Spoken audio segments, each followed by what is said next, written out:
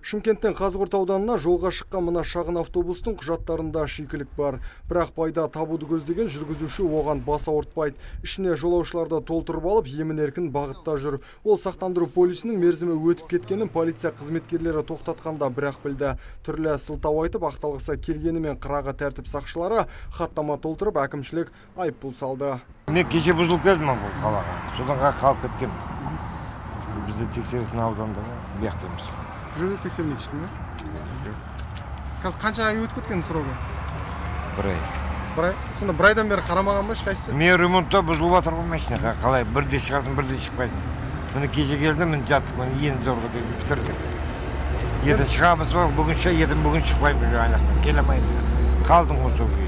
Заңсыз жолаушылар тасымалының алдын алу үшін полицейлер де, әкімшілік қызметкерлері де қол қусырып қарап отырған жоқ. Бірлесіп рейдтік іс-шаралар өткізеді. Нәтижесінде соңғы 7 айдың ішінде арнайы рұқсаты жоқ жүргізушілерге 147 әкімшілік хаттама толтырылған. Сонымен қатар сыйымдылығы үлкен 145 автобус пен 756 шағын автобустың заңсыз жұмыс жасағанын анықтапты. Бұл көрсеткішті төмендету үшін жауаптылар қосымша кесте беру арқылы 200-ге жуық көліктің жұмысын заңдастырып берген. Бірақ ережеге бағынбайтындар әлі де болса азаяр емес. Постоянный нарушение осы жолаушылар заңсыз тасымалдайды барлығы. Соттың құзырында болады. Негізі заң бойынша 15 айлық көрсеткіш болады. Бірақ оны біз саламаймыз. Ол соттың құзырлылығынан кейін сотқа жолдадық. Көліктен өзге автобекеттерде талапқа сай болу керек, бірақ өңірде бұл проблемада дұрыс жолға қойылмаған еді. Сондықтан шенеуніктер автовокзалдарды ұлттық стандарт талаптарына сәйкестендіруге кіріскен.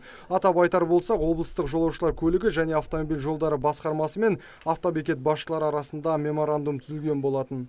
Ұлттық стандартқа сай болу үшін бірінші санатта 6 автовокзалымыз бар. Ол қазір бүгінгі таңда 80-80%-ға дайын екендігін. Кейінгі екінші санатымыз 65-80-ге дейінгі пайызға дайындығы стандартқа сай екендігін.